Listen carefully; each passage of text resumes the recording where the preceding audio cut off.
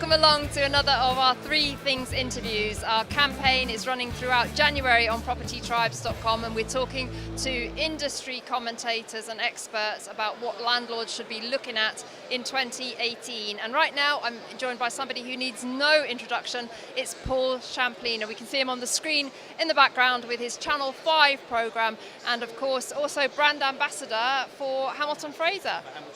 Yeah, so Paul, I think before we get on to the three things element of the interview, we were so shocked last year by government announcements, more meddling in the private rented sector. That causes uncertainty, and from that perspective, looking forward to the year ahead, it's very hard for landlords to know how to plan because they don't actually understand what's going on. Well, it's chaotic, isn't it? Yes. And industry doesn't like chaos. They need stability. I was only at a talk yesterday which Mary Latham put on, and at the beginning of the talk I thought, you know what, I can't bear the landlord bashing. It winds me right up. So there was 400 to 500 people. I got them all standing up, and before I started talking I said, give yourself a clap, because unfortunately we're a bit unappreciative. And I wrote a recent blog about this actually on the Landlord Action website. It is hard. The problem we have is we have mixed messaging from the government. Yep. 1 minute they're saying, yeah, we need the private rental sector, which is 20% of the marketplace. Next minute they're saying, yeah, we need to, obviously we need to encourage renters to feel that they're living in a safe and a decent environment with offering good value, and that's why there's all these sweeping changes are coming through. Yep. Especially, it's political. You have 11 million renters, and of course those renter votes are very important.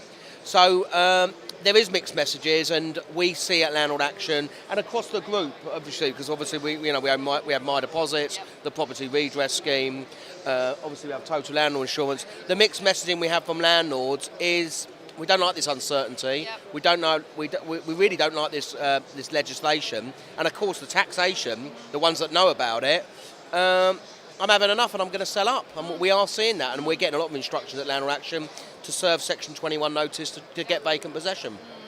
And I think in that environment, it's very hard for landlords to know what to do. And I think part of what we want to achieve by this January campaign is to actually find things that actually landlords can do that's going to sustain them through 2018. So I'm going to ask your view on that. Yeah. Number one, treat it like a business. Yep. Imagine you were in another business.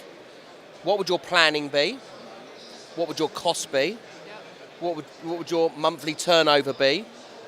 What would your challenges be? And actually, what's your end goal?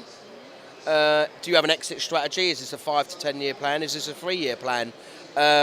Landlords don't think and act professionally and treat it like a business. I mean, I'm sure a lot of other commentators have said that, but the planning aspect, there needs to be much more planning. Obviously, a lot of scrutinising with regard to costs, and that's one important scenario that I would definitely say. Treat it like a business, be professional, have some business planning. Agree 100%. What's your second point? The second one is, I say this all the time, put a price on your time. Yeah. Your landlords, 80% of landlords out there have 1 and 2 properties. Majority of them have full-time jobs. The average yield income maybe is about 5.5% on a nationwide basis. Do you want to manage a property yourself?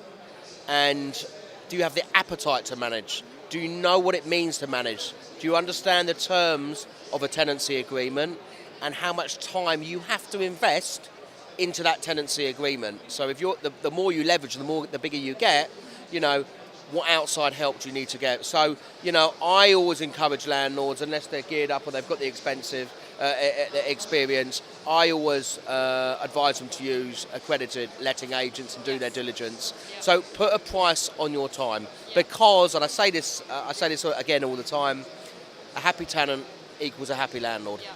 I agree again, and I think that having a good letting agent on your side they're vital part to your team. They ensure compliance. I think we discovered yesterday there are over 165 pieces of government regulation now, and growing. And lettings agents, they're there to support landlords and help them move forward, compliantly.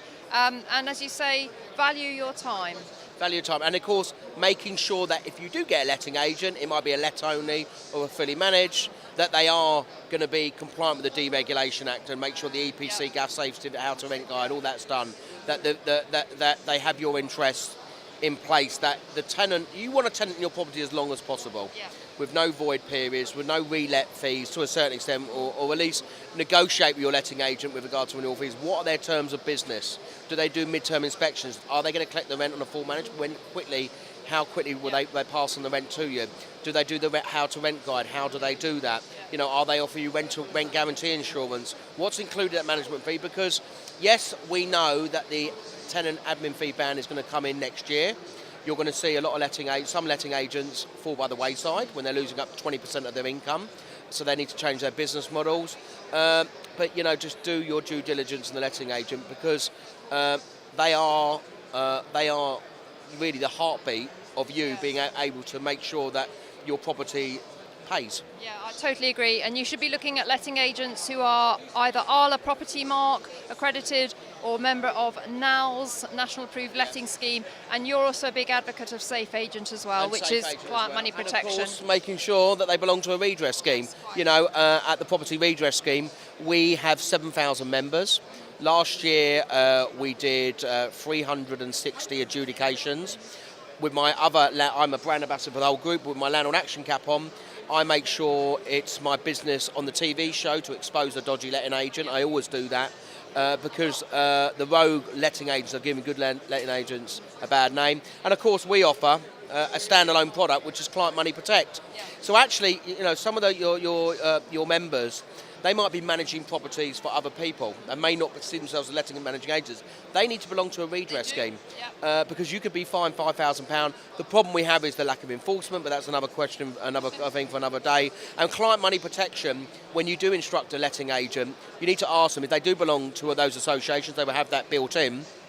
But if unfortunately, and we have landlords that we meet at shows and call us up, they've instructed letting agents Nickett and Scarpa, and they close down, their rents and the tenants' deposits aren't covered. So make sure they've got client money protection in place. Well, you know, our product, Client Money Protect, we sell to standalone letting agents.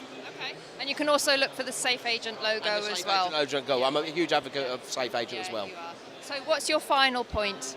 My final point, God, this is really education. I know, I'm sure I'm being really boring with my answer. I do apologise, but it is education. Whether you're going to self-manage or you're looking to give up, just get up to speed what's going on. You know, the last 2 years, we've, you know, and I set Landlord Action up in '99, so I've been in this industry 17 years. I've been helping landlords and letting agents for 25 years. The last 2 years, I've never seen so many different messaging, really, from the government and complications. But you know, our sector can't be ignored. But as a landlord, keep up to speed with stuff. Go on websites like yours. Engage, ask questions, and you know, we know property pays, it still pays, you're going to get no money in the bank, but just get up to speed with what's going on out there. You know, I'm sure you know other landlords. You know, I do my TV programme and I've just signed up for a full series to try and educate landlords. The landlords on my programme, unfortunately, are self-managed landlords that have made terrible mistakes, been too trusting, waited too long. You know, not knowing about the deposit scheme that came in 10 years ago, not knowing about right to rent, not doing mid-term inspections where you can have an illegal immigrant living in your property being fined £3,000, you know, picking a wrong letting agent, you know, not knowing about the latest rules and regulation HMOs because they're going to be changing, and of course the taxation side of things.